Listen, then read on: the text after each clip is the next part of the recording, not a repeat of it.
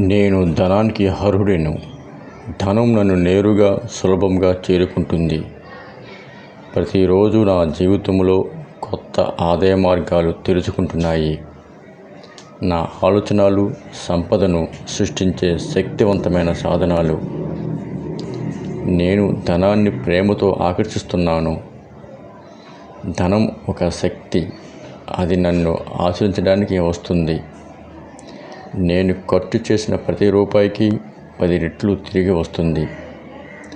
నా బ్యాంకు ఖాతాలు సంపదతో నిండిపోతున్నాయి.